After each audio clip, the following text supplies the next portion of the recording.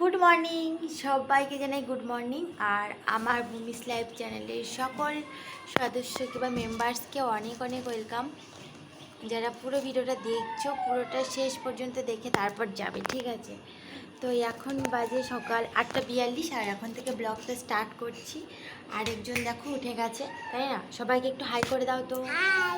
বলে সবাই আমাদের পাশে দেখো, বলো।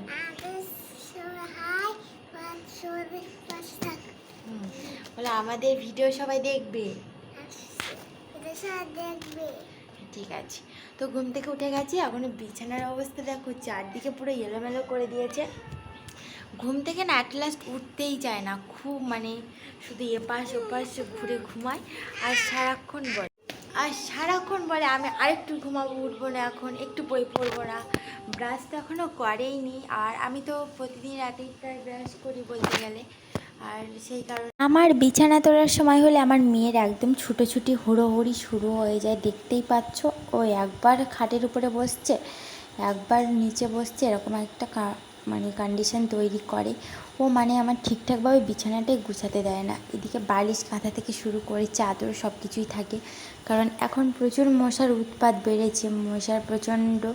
আর জানোই এখন বর্ষার সময় সাপ পোকা এসব ভর্তি চারিদিকটা। তো সেই কারণে আমি চারিদিকে মশারিটা ভালো করে কাঁথা চাদর দিয়ে মানে মশারিটা গুঁজে দেওয়ার পরও চারদিকটা ভালো করে চাপা দিয়ে রাখি, যেন কোনো রকমভাবে কিছু প্রবেশ না করতে পারে। তো সব কিছু গুছিয়ে নিচ্ছি। তো সবাইকে গুড মর্নিং তো বলেই দিয়েছি। তারপর মেয়েকে এখন প্রচুর বড় একটা কাজ রয়েছে, সেই কাজটা করতে হবে, মানে আমার মেয়েকে ব্রাশ করানো। ওকে যে ব্রাশ করাবে তো একবার, সে একদম সেকেন্ড টাইম আর বলবে না যে আমি ওকে ব্রাশ করাবো। ফাইনালি দেখো পুরো গুছিয়ে নিয়েছি, তবু ও পাশটাতে বসে আছে বলে একদম তুলতেই পারিনি কিছু। উঠে এসো দেখি, ওখানে বালিশটা তুলে দিই। চলো ব্রাশ করতে যেতে হবে। ওঠো, এসো, হাত দাও। ব্রাশ করতে হয়, চলো। ওর একটাই সমস্যা বন্ধুরা, ও ব্রাশ করতে চায় না কোনো দিন। কী অবস্থার মধ্যে যে ব্রাশ করাতে হয় শুধু আমিই জানি, মানে বাচ্চাদের যেটাই হয় আর কি। চলে এসো, এসো তাড়াতাড়ি এসো। তাড়াতাড়ি এসো। অবশেষে অনেক চেষ্টা করে ব্রাশটা করালাম আর কি। ব্রাশ করানোর পর সোজা চলে এসেছি এখন রান্নাঘরে। কিচেনে এসেই দেখো প্রথমে জলটা গরম করে নিচ্ছি, আর এখানে আরেকজন নিয়ে চলে আসছে দুধের কড়া। আর ওটা আমাদের বেডরুমেই রাখা হয়, কারণ খুব বড় বড় বিড়াল রয়েছে এখানে, বিড়ালের বাচ্চাও রয়েছে সব রকম।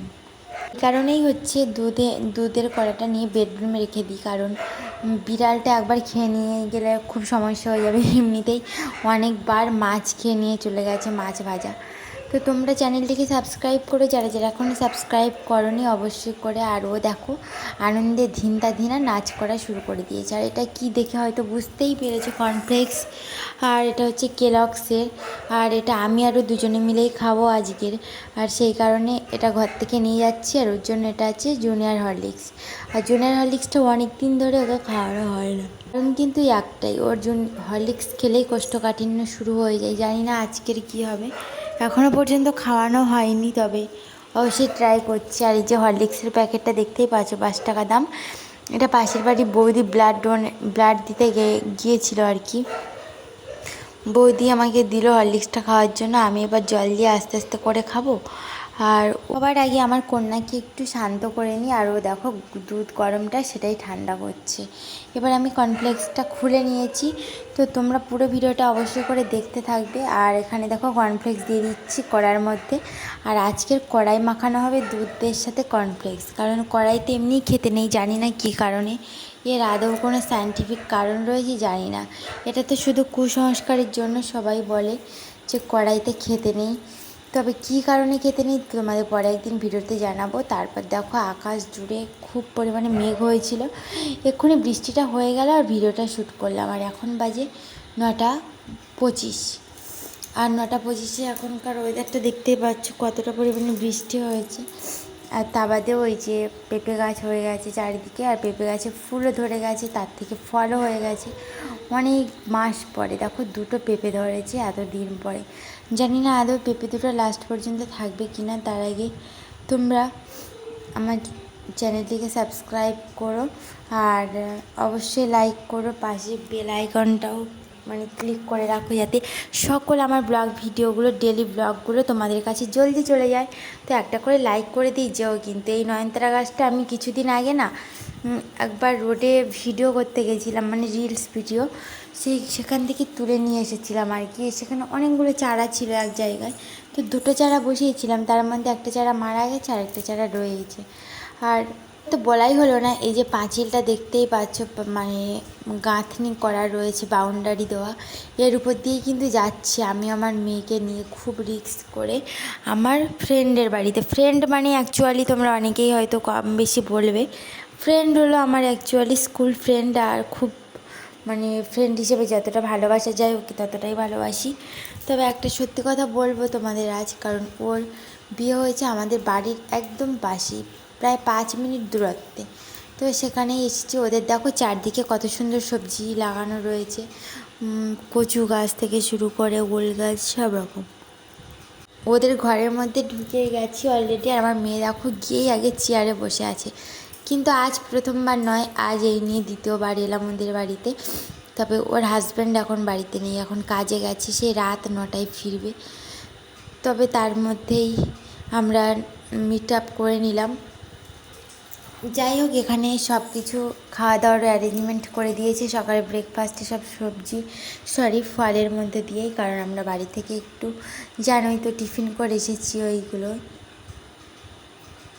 আর আমার মেয়েকে আমি যেখানে নিয়ে যাই বন্ধুরা ভীষণ পরিমাণে দুষ্টুমি করে, এতটা দুষ্টুমি করে তো আমি আর ওকে সামলাতেই পারছিলাম না। কিন্তু আমার ফ্রেন্ড ওর নিজেই বলল যে হচ্ছে বাবু চুপ করো চুপ করো, ফটোশ্যুট ভিডিও শ্যুট হলো সেটাই।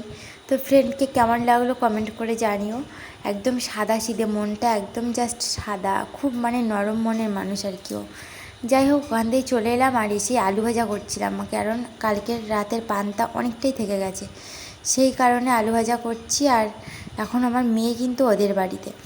তো আবার রোড বেয়ে বেয়ে সোজা চলে এলাম পুরো রাস্তায়। আর ও দেখো সেই পাঁচিল টপকে টপকে আসছে কত রিস্ক করে।